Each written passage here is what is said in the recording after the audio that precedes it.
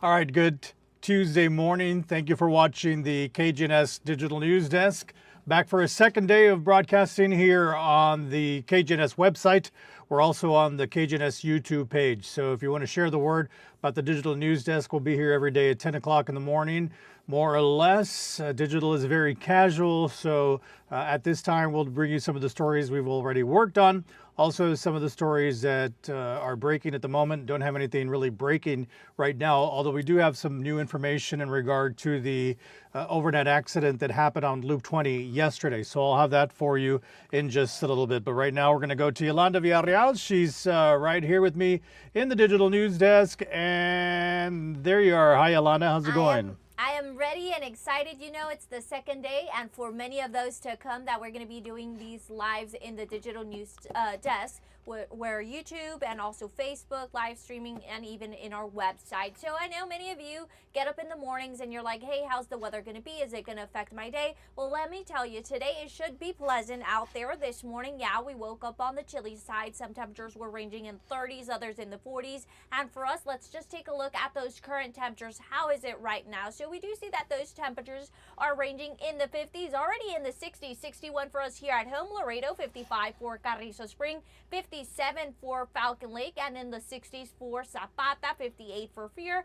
And then how are those winds outside? So our winds are blowing from the southeast, and we do see, if you're out there, oh, I falsely told Marisa that it was not going to be breezy, but you do see that those winds are up to 14 miles per hour. I told her because she always has her hair loose, and she was like, how's it going to be? Well, it's windy out there, but it should be calming down later on in the afternoon. And throughout the day, those temperatures will be increasing into the 70s. We do see that. And then later on for tonight, those winds will be picking up once again with gusts up to 23 miles per hour. Today, we're expected to reach a high of 74. Then for the night, dropping into the 50s. I know the Youth Parade is coming up on Thursday, and also the Jalapeno Fest will be happening on Friday and Saturday. Even the WBCA Parade, the big one for Saturday. So for Thursday, the Youth Parade, many are asking, how is it that we're going to get this rain? Is it going to be thunderstorms? It's just expected to be showers, and they're going to start during the noontime for Thursday, and then they're going to increase into that 70% as we head into the evening hours.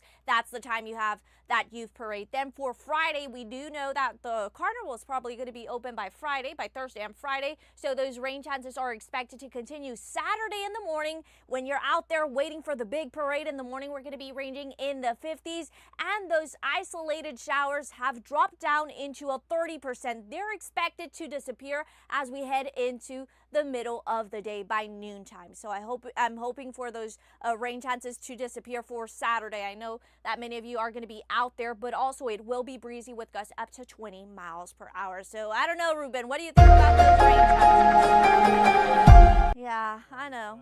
Hold on a second. There we go. Okay. I should turn my mic on. So let's break it down a little bit, Yolanda, because I know you were speaking in generalities, but Thursday, the Youth Parade will be in the evening. Yeah. So people should take umbrellas. People should take umbrellas with them because that's when we're going to see those rain chances increase. So they should take their umbrellas with them. Okay, but you'd mentioned in our morning meeting no thunderstorms, just showers. No thunderstorms. So far, it does not look like any thunderstorm activity. It's just going to be those showers. All right, and then Friday, Jalapeno Festival, that's in the evening. So those rain chances are expected to continue to be at that high 70% chance. Okay, then the big parade on Saturday, and then a Jalapeno Festival at night. There's a lot of other events, but these are the main ones that are taking place outside, and that's why I'm focusing on them. But Saturday, the Grand Parade, rain? There's rain throughout the morning hours, but then that cold front comes in and it should be drying that rain and making the day sunny and with breezy conditions. It's only going to be the wind, so it's going to be staying on the cold side for us. Our high is supposed to be in the 60s for that day, for Saturday.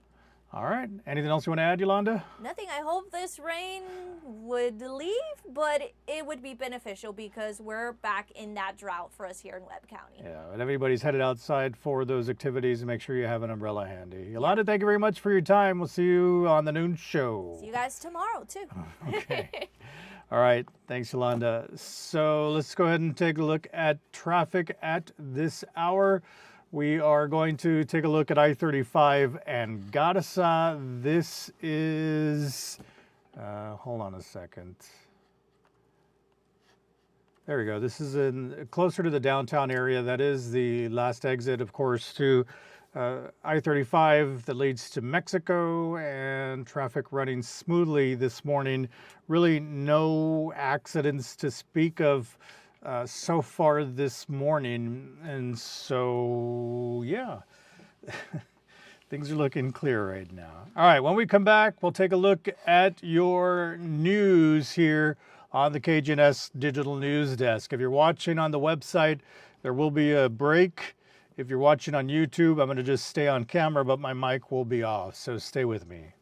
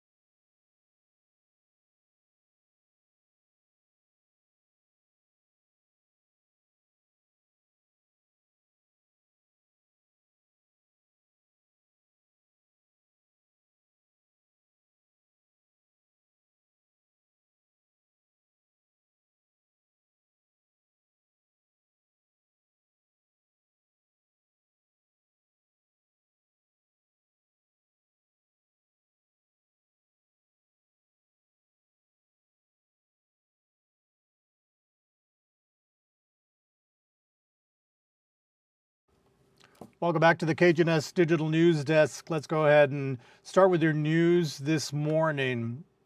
And I do have some new information that I'm going to get to after we hear this package from Laseli Garza. One person is dead after a tragic series of events that unfolded on Loop 20 by Casablanca. Laredo police released information throughout the day yesterday of this accident that left many injured. Our Laseli Garza tells us what we know so far.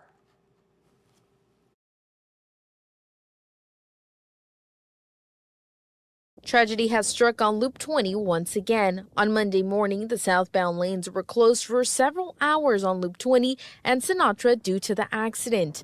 Laredo police are saying it all began when a person driving a pickup truck on the southbound lane on Loop 20 lost control of the vehicle after hitting the curb and crashed into a sign and a pole. Investigator Joe Baeza with the Laredo Police Department says people pulled over to help. Several other people had arrived who were just passing by, pulled over and tried to help the person who was in the truck. It was a lone person who was in the vehicle at the time. While people were trying to help the person from the truck, at the same time a Chevy Corvette driving by the area was unable to stop and crashed into the pickup truck and the people who were at the scene, Actually causing a fire at the point of the impact.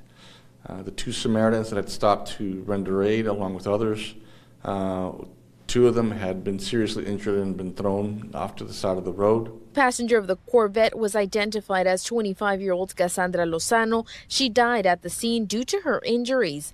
According to the police, two people were involved in this incident. A Samaritan and the driver of the Corvette were airlifted to San Antonio hospitals. Two others are in critical condition at a local hospital.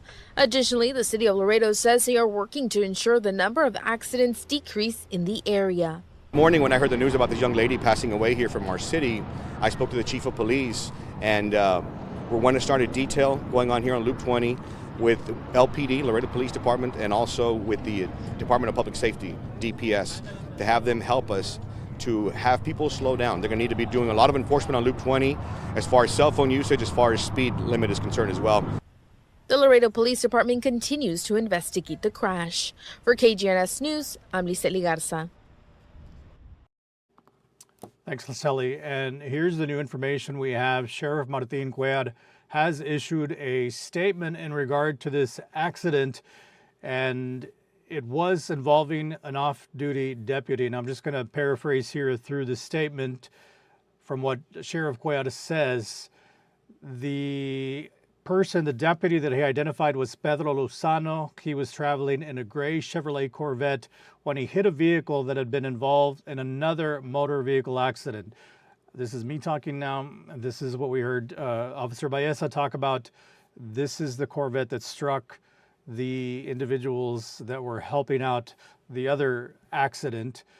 Cuellar goes on to say Lozano's passenger succumbed to the injuries that she suffered, and 2 Samaritans rendering aid to the other passengers in the other vehicle were also injured. Cuellar goes on to say, my deepest condolences to the family of the deceased. My thoughts and prayers are with you. And he says the Laredo Police Department is handling the investigation. And so we know now that the individual who was driving the Corvette was Pedro Lozano, who was an off-duty deputy. So that's the latest information we have on that.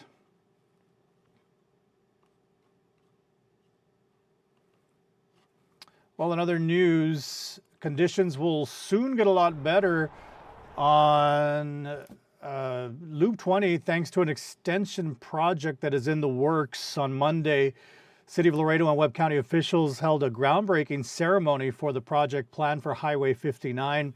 It's expected to widen Highway 59 to federal interstate standards from International Boulevard to East Corridor Road to make way for the construction of 4 overpasses on Shiloh, Del Mar, University Drive, and Jackman Road. Congressman Henry Cuellar said the new overpasses will not only help traffic, but also help encourage future economic opportunities in Laredo.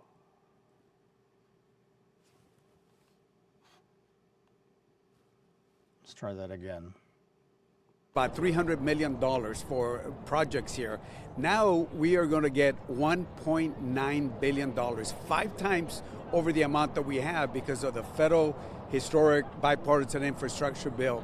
And this is important not only for Laredo, but for the rest of the state of Texas. Well, the project has a price tag of roughly $360 million, with $288 million coming from the federal government. Construction on the project is expected to start this month and will take roughly 5 years to complete.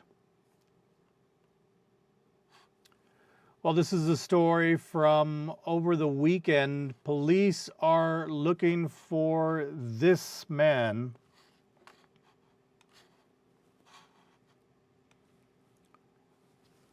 I'm going to leave that up for a little bit because I have to change my screen.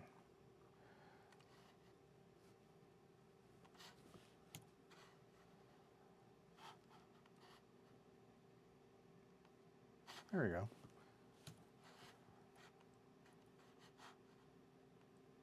All right, so police are looking for that man, 25-year-old Matthew Violeta. He's facing aggravated charges for a situation that reportedly broke out in the 1900 block of Victoria Street. This was a story we talked about yesterday as well. And according to the reports, police were called out to the neighborhood after receiving a call of a man firing a weapon there, then entering that home with the gun. Police secured the perimeter. The SWAT team cleared the home of the potential suspect. However, an investigation, they found out there was no actual gunfire. Instead, Violeta is said to have broke the passenger side window of a car a woman was sitting in. That person sustained glass injuries and was hurt from the pellet of a BB gun. The suspect is said to have left the home before police arrived. If you have any information on this man's whereabouts, you are asked to call police, and I can share that with you one more time. So that is the man they are looking for.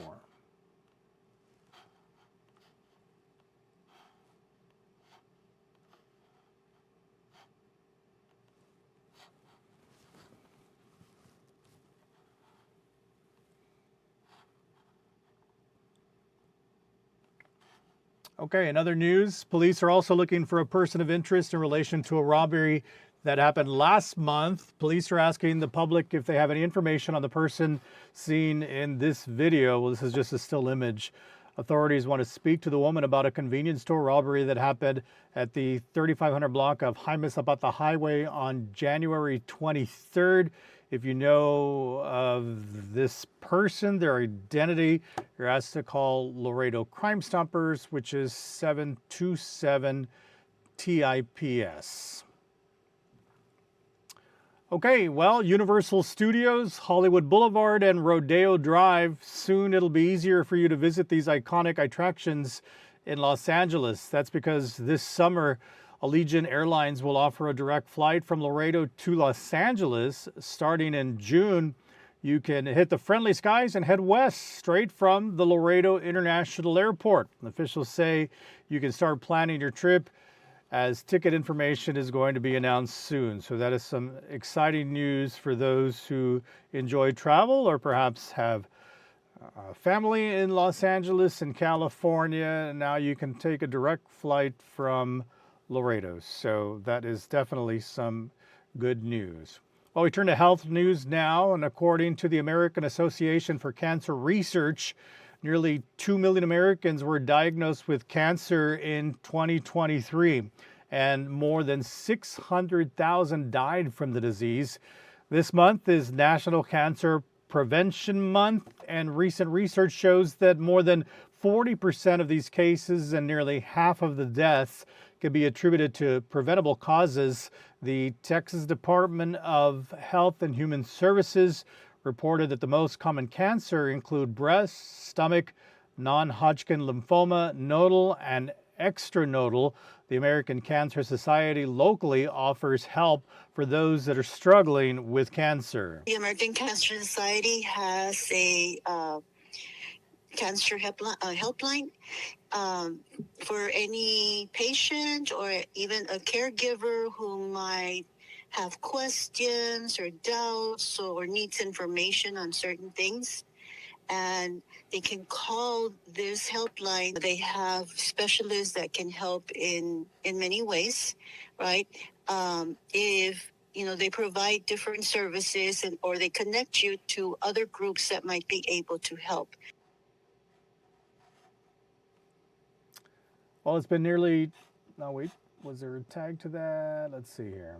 Well, the American Cancer Society helps people from all ages and walks of life. To see what type of type of help is offered locally and outside of town, you can call the number that is not on your screen, but it is 800-277-2345.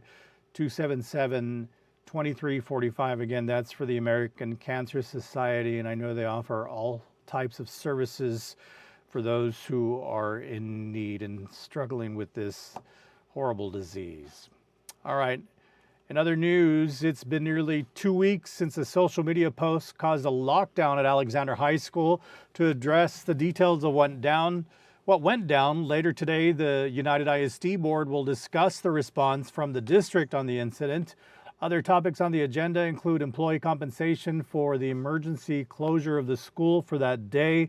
That meeting is taking place today. If you're interested, it's at 6 in the evening in the UISD boardroom, which is located at the 200 block of Lindenwood Drive. We will be following up on this story as they talk about what happened that day and the response. So we will definitely be taking care of that story, or covering that story, that is, here through KGNS and Telemundo. Make sure you stay tuned for details in our later newscasts. All right, one more story for you. Actually, two more. Lots of people are already saving their perfect spot for Laredo's two upcoming parades. Rows of chairs can already be seen securing spots along the parade route. City officials say that even though this happens every year, they're asking those setting up the chairs to not block the entire sidewalk and to not block any right-of-ways. And if you're putting up chairs near a business, ask for permission first. As for the first parade on Thursday, anyone needing to handle city business is encouraged to do so early in the day. City Hall and other departments along the areas along downtown where these streets are going to be shut down, we're going to be closing at 4 o'clock in the afternoon. That includes City Hall, the Bruni Branch Library. We're also talking about the Building and Planning and Zoning Department, as well as the Traffic Parking Division.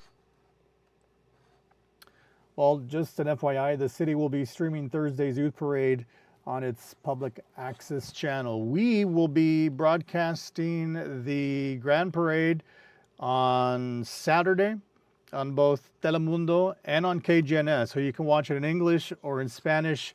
Myself and Mindy Caso will be doing the broadcast for KGNS. Also, and I don't know who's on the Telemundo broadcast other than also. But Yolanda Villarreal is also going to be out there. She will be handling weather on that morning. And then, of course, we'll have the whole KGNS Plus team out there covering the parade. So that's this coming Saturday. The youth parade, though, is on Thursday.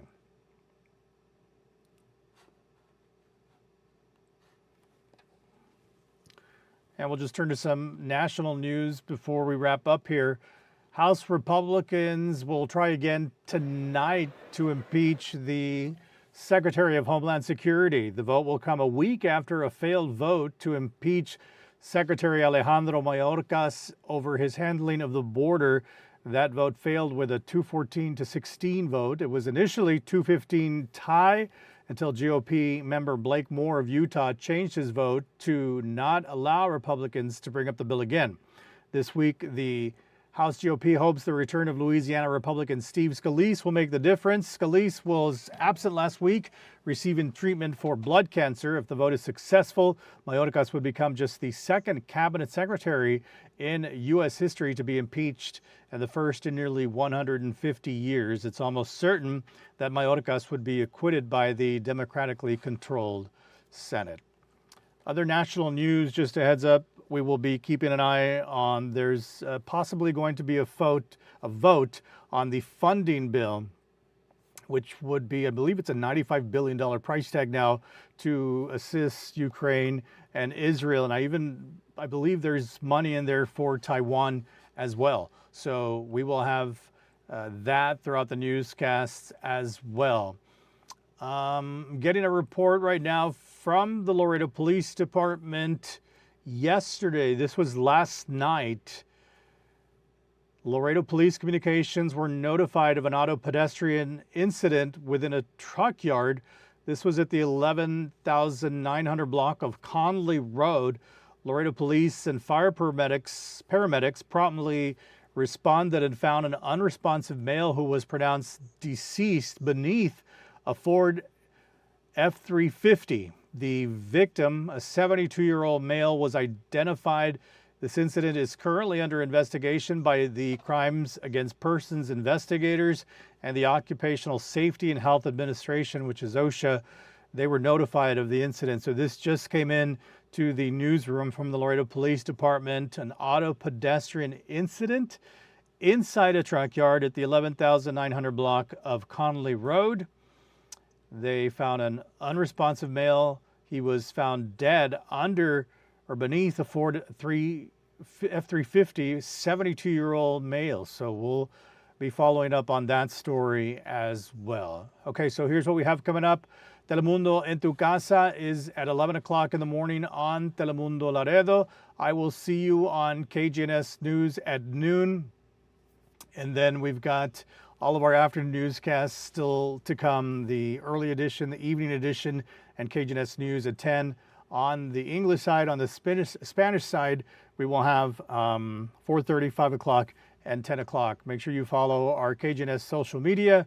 Download the KGNS app. Download the Telemundo app. We're all over the place sending you information throughout the day, not just during the newscast. So that's going to do it for me. Thank you so much for watching. We're just getting this digital news desk started back up. So I appreciate you tuning in. If you're watching on the website, thank you. If you're watching on YouTube, thank you. And God willing, I'll be back here tomorrow. But before that, I'll see you on KGNS News at noon.